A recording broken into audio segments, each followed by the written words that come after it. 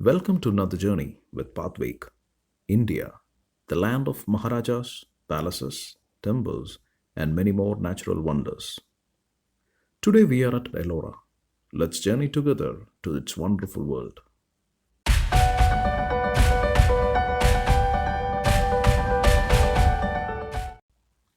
Ajanta and Ellora Caves, considered to be one of the finest examples and among the largest ancient rock-cut cave temples in the world.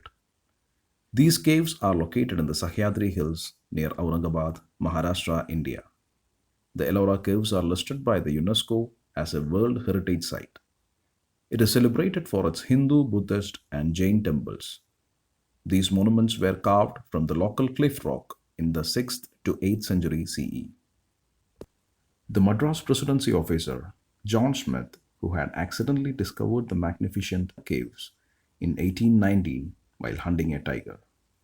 He marked his discovery with a hunting knife, inscribing his name and date on a mural.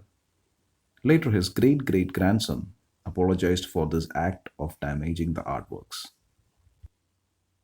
The Ellora caves are more spread out and 34 in number and dates to the period between 6th and 11th century AD. The 12 Buddhist caves in the south, the 17 Hindu temples in the center, and the 5 Jain temples in the north. The Hindu caves are the most dramatic in design, and the Buddhist caves contain the simplest ornamentation. Ellora served as a group of monasteries and temples. Some of the caves included sleeping cells that were carved for the monks. These caves, constructed near each other, stand for the harmony and solidarity among all faiths and beliefs.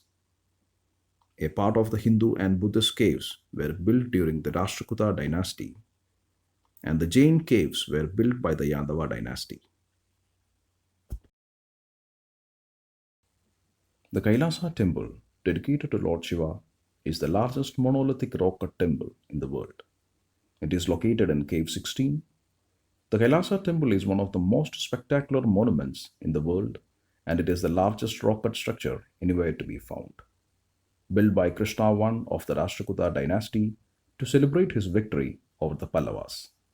It increased even more grandeur of Ellora, which had been made capital by Dandidurga, Krishna's predecessor, following his victory over the rival Chalukyas in 753 CE.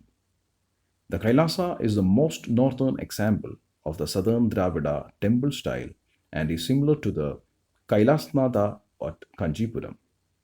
It is a 5 shrine temple. The 2 elephants and the freestanding pillars of victory in the courtyard reflect Rashtrakuda's supremacy and power. Construction of the temple involved the removal of 150,000 to 2 lakh tons of solid rock, which is still a mystery. Surrounding rock was excavated from top to bottom and scooped out all through from inside and outside. It is said that 10 generations worked for it and took more than 200 years for its completion. Kailasa Temple is a complex with all essential elements of temple, including main shrine, Nandi shrine, gateway, surrounding cloisters, and subsidiary shrines. The temple is richly carved with niches, pilasters, windows, and cornices. The whole temple is decorated with gigantic images of deities, amorous couples, friezes of epic scenes, along with faunal, floral, and geometrical designs. Various sculptures carved here in the temple are not there by accident, but by deliberate design.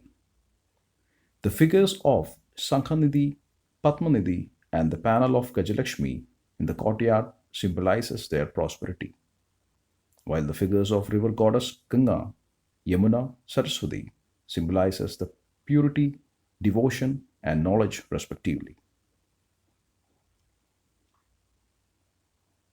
Cave 15, which is known as the Shavdara, is popular for showcasing the 10 avatars of Lord Vishnu.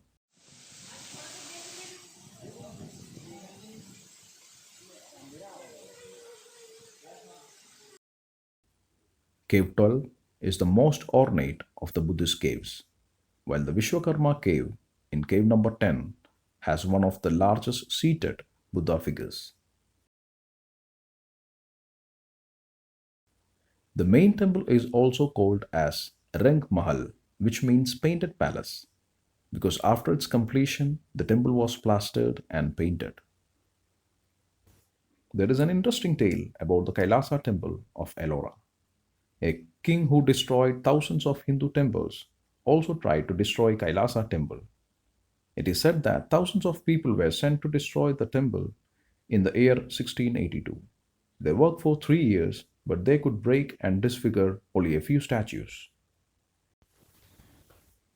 Finally, they gave up on this task and realizing that it was impossible to completely destroy the temple as the rock was simply too hard to demolish, even though the artisans used only hammers, chisels, and picks to construct it. Sights do not end here. While at this cave cut marvel, we feel and walk through its many centuries of history and stories, kings and queens, war and peace, endurance and tolerance, and above all, the glory of a great civilization. Thank you for watching the video. See you in the next wonderful location.